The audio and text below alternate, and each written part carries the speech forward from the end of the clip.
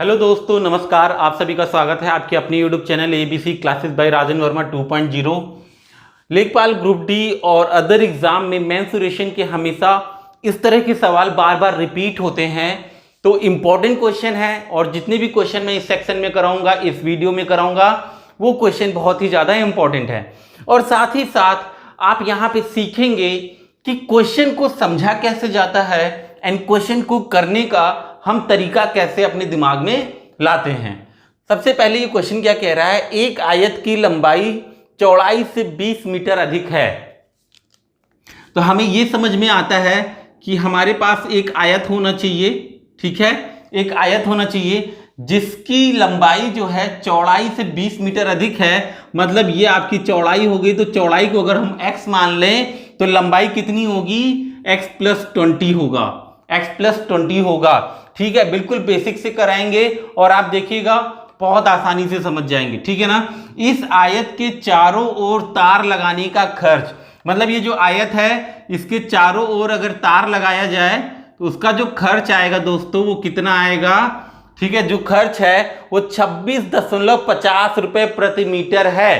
ठीक है, यहां से अगर आपने तार लगाना शुरू किया तो ये तार ऐसे ऐसे लगाएंगे तो उसका जो खर्च आएगा 1 मीटर का वो कितना आएगा, 26.50 रुपया, ठीक है, की दर से 5300 रुपए, कितना टोटल 5300 रुपए आता है। तो हमें क्या बताना है, लंबाई बताना है। हो सकता है मैं बड़े स्लो तरीके से पढ़ा रहा हूं, बड़े आराम से पढ़ा रहा हूं, क्योंकि ये उनके लिए है जो बिल्कुल सीखना चाहते हैं। देखिए, तो अब आपको पता है कि 1 मीटर का जो दाम है वो 26 रुपए 50 पैसे है और जो टोटल खर्चा आ रहा है वो 5300 रुपए है, ठीक है।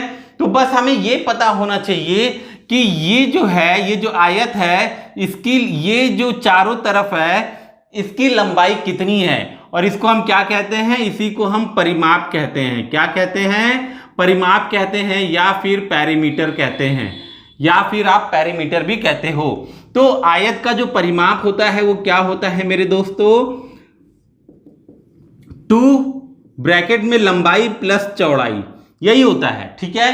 2 ब्रैकेट में लंबाई प्लस चौड़ाई, ये होता है आयत के परिमाप का फॉर्मूला। देखिए, मेंसुरेशन वाले चैप्टर में सबसे ज्यादा इंपॉर्टेंट है आपको फॉर्मूले याद होना, ठीक है। तो फॉर्मूला याद कर लीजिएगा। मेंसुरेशन के सारे फॉर्मूलों का जो आपका एक वीडियो है, लिंक डिस्क्रिप्शन बॉक्स में मैंने दे दिया है। तो अब आपको पता है कि ये जो टोटल है 2l + b, ये टोटल आयत की लंबाई हो गई। और अगर हम इसमें 26.50 का गुणा कर दें, टोटल लंबाई में अगर हम 1 मीटर में जो खर्चा आ रहा है उसका गुणा कर दें तो हमारा कितना खर्चा हुआ है वो पता चल जाएगा। और कितना खर्चा हुआ है, 5300 हुआ है, ये आपको पता है। तो अब यहां से आप देखिए, 2l की जगह आप क्या लिखोगे, लंबाई कितनी हो गई यहाँ पे, x + 20 प्लस b की जगह आप क्या लिखेंगे, b की जगह आप x लिखेंगे, इंटू 26.50 = 5300, ठीक है। तो ये मैंने केवल आपको समझाया, आपको केवल ये वाली लाइन से करना होगा, ठीक है। ये तो मैंने आपको समझाया, ये आपके समझने के लिए था। अब ये आपका हो गया 2 और x कितना हो गया, 2x हो गया प्लस 20 इंटू 26.50 = 5300, ठीक है। सॉल्व करने का तरीका आपका कुछ भी हो सकता है, ठीक है ना। अब हम यहां से सॉल्व करने के लिए देखिए हम क्या कर सकते हैं, यहां से मैंने दशमलव हटाया, बटे में कितना आ जाएगा, 100 आ जाएगा।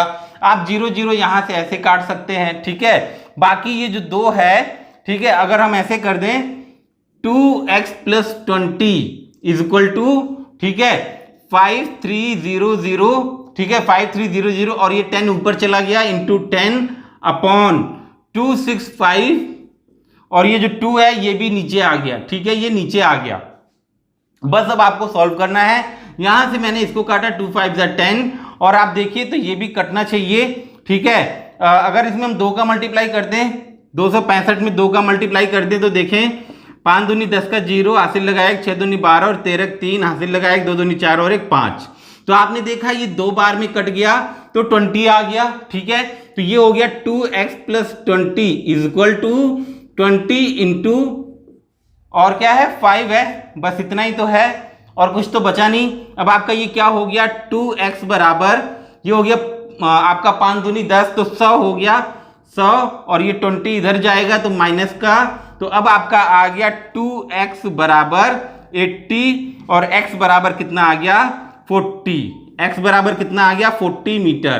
तो ये आपका आंसर होगा क्या, नहीं, x बराबर आपका कितना आ गया 40, लेकिन आपसे क्या पूछ रहा है लंबाई, तो लंबाई कितनी हो जाएगी 40 plus 20 is equal to 60 metre आपका आंसर होगा। एग्जाम में बहुत से बच्चे गलती कर देते हैं कि जैसे ही 40 निकल के आया उन्होंने 40 मार दिया ऑप्शन में। अगर ऑप्शन में मान लेते हैं यहाँ पे क्या होता 40 होता तो तुरंत यहाँ पे टिक कर देते आपका, लेकिन आंसर क्या है ए है। ठीक है, चलिए अगला क्वेश्चन देखते हैं। आइए अगला क्वेश्चन देखते हैं। इस तरह का क्वेश्चन भी आपको बार बार देखने को मिलता होगा। एक वृत्ताकार पार्क की त्रिज्या 100 मीटर है।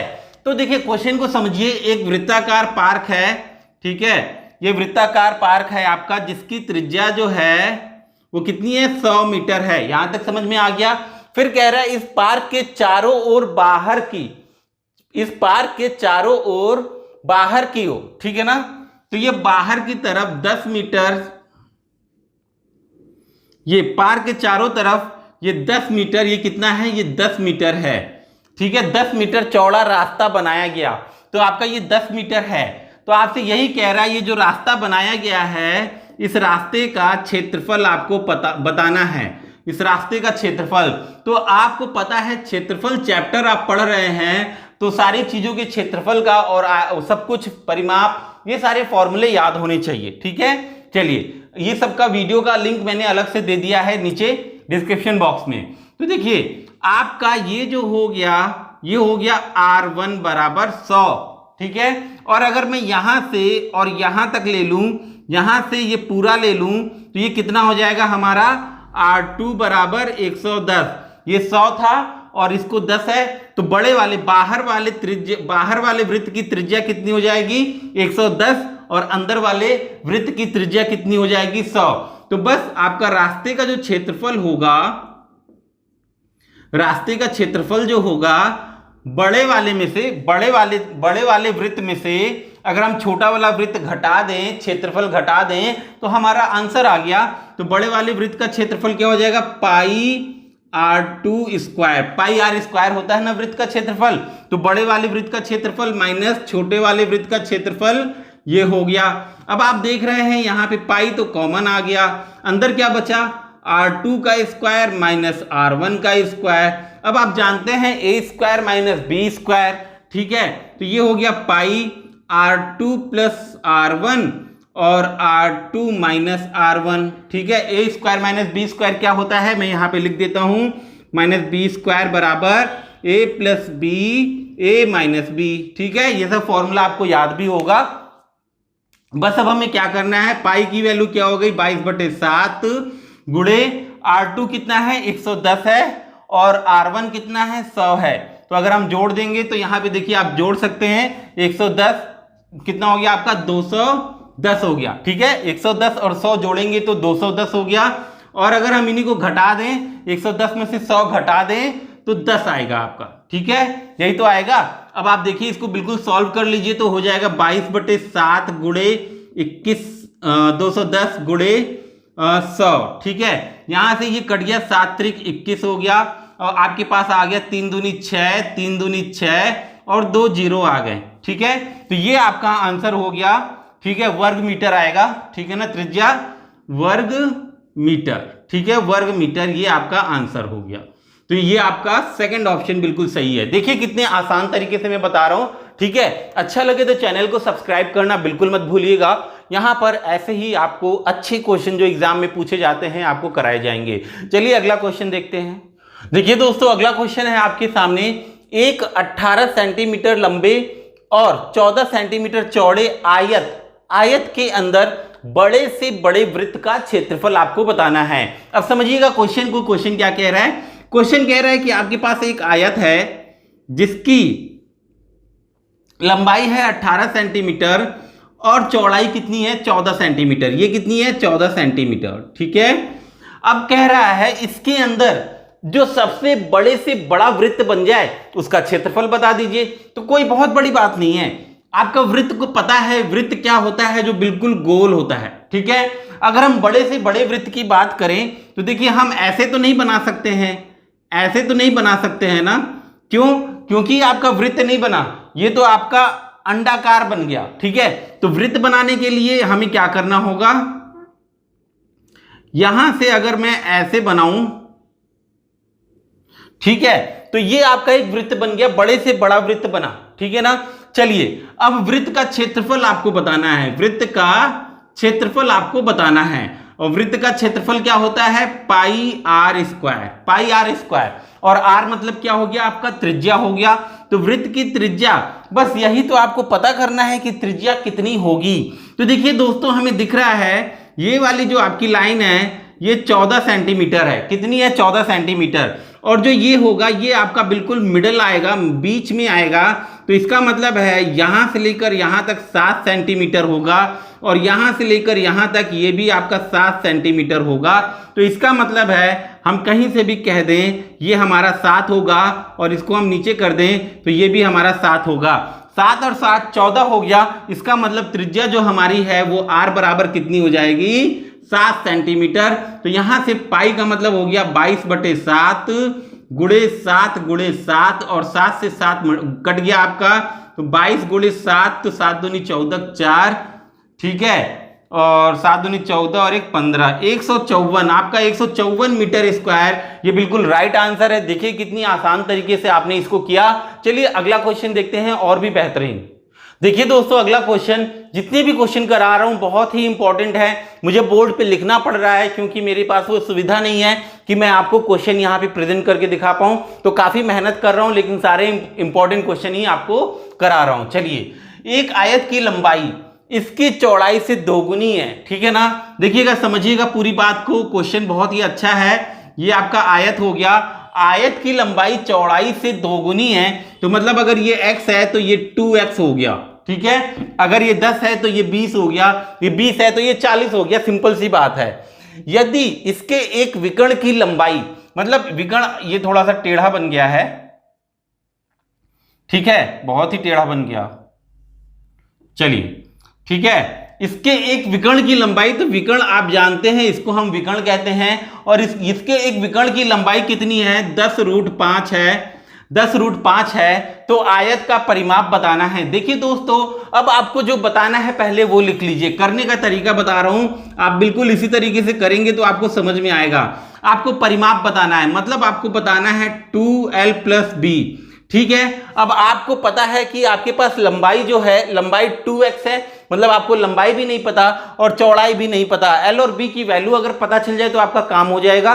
बिल्कुल सही कहा, ठीक है। तो अब देखिए, आपको यहां पे एक ही चीज दे रखी है, विकर्ण, तो इसका मतलब है इसका प्रयोग करके हम कुछ ना कुछ निकाल सकते हैं। तो एक बात ध्यान दीजिएगा, आयत का जो विकर्ण होता है, आयत का जो विकर्ण होता है, क्या होता है विकर्ण, ये मतलब डायगोनल, ठीक है ना। जो डायगोनल होता है वो क्या होता है, √l² + b², ठीक है, √l² + b²। तो हमारा ये किसके बराबर है, ये बराबर है 10√5 के बराबर है। तो l² + b² दे रखा है आपको 10√5, हम दोनों तरफ स्क्वायर कर देते हैं, दोनों तरफ वर्ग कर देते हैं, दोनों तरफ वर्ग करने पर, ठीक है, वर्ग करने पर, ये मैं बिल्कुल बच्चों की तरह आपको बता रहा हूं। तो अगर मैं दोनों तरफ वर्ग कर दूं तो √l² + b² का होल स्क्वायर = 10√5 का होल स्क्वायर। अच्छा सर, आपने ऐसा क्यों किया? तो मैंने ऐसा इसलिए किया ताकि ये अंडर रूट हट जाए आपका। तो अब ये आपका अंडर रूट हट गया, तो आ गया l² + b², ठीक है, बराबर ये कितना हो जाएगा 10 × 10 और √5 का स्क्वायर करेंगे तो 5 ही आएगा, ठीक है। अब आप यहां पे देख सकते हैं आपको l² कितना है, l की वैल्यू कितनी है 2x है, और b की वैल्यू कितनी है x है, यहां पे रख देते हैं, ठीक है। तो आपका क्या हो जाएगा 4x², 2x का स्क्वायर कितना हो जाएगा 4x² + x² बराबर 100 × 5, ठीक है। बस इसको हम एक एक स्टेप सॉल्व कर रहे हैं। 4 और 1 5 हो गया, कितना हो गया 5x² बराबर आपका हो गया 100 × 5, 100 × 5, 5 से 5 कट गया, x बराबर आपका आ गया 10 सेंटीमीटर। x बराबर कितना आ गया मेरे बच्चों 10 सेंटीमीटर। बिल्कुल समझ में आ रहा होगा। बस अब आपको पता चल गया कि x मतलब आपकी जो चौड़ाई है वो है 10 सेंटीमीटर और यहाँ पे 10 का गुणा करेंगे तो ये आपका हो जाएगा 20। रख दीजिए यहाँ पे 2 और l की वैल्यू कितनी हो गई 20 और ये कितनी हो गई 10। तो ये हो गया आपका 2 और बीच में कितना हो गया 30, तो ये आपका आ गया 60 सेंटीमीटर। तो आयत का परिमाप आपका निकल के आ गया 60 सेंटीमीटर। बहुत ही सही तरीके से और बेहतरीन तरीके से मैंने समझाया है। ठीक है, आपके ग्रुप डी में इस तरह के क्वेश्चन पूछे ही जाते हैं। अभी हाल ही में एनटीपीसी में भी पूछे गए हैं। चलिए अगला क्वेश्चन देखते हैं। आइए अगला क्वेश्चन देखते हैं दोस्तों। एक वर्ग और आयत के परिमाप बराबर हैं। ठीक है, एक वर्ग है और एक आयत है, दोनों का परिमाप बराबर है। मेरी बात को समझिएगा, ये आपका आयत है और ये आपका वर्ग है, ये आपका वर्ग है। ठीक है ना, वर्ग को थोड़ा सा बड़ा बना लेते हैं। ठीक है, ये आपका वर्ग है। ठीक है, ये आपका स्क्वायर हो गया, ये आपका रेक्टेंगल हो गया। क्वेश्चन कह रहा है इनके परिमाप बराबर हैं। परिमाप का मतलब ये हो गया इनके चारों तरफ की भुजाओं का जो योग है वो क्या है, आपस में बराबर हैं। इसका मतलब रेक्टेंगल का जो आपका परिमाप होता है 2l + b और स्क्वायर का क्या होता है परिमाप, ये a और ये a, ये a, ये a जोड़ देंगे तो 4a। तो मतलब ये आपस में बराबर है। यहां तक बात समझ में आ गई मेरे बच्चों को। जिसके आयत की लंबाई 48 मीटर है, तो ये जो आपकी आयत है ये इसकी लंबाई 48 मीटर है। यहां तक भी बहुत अच्छा। तथा यह चौड़ाई का 3 गुना है।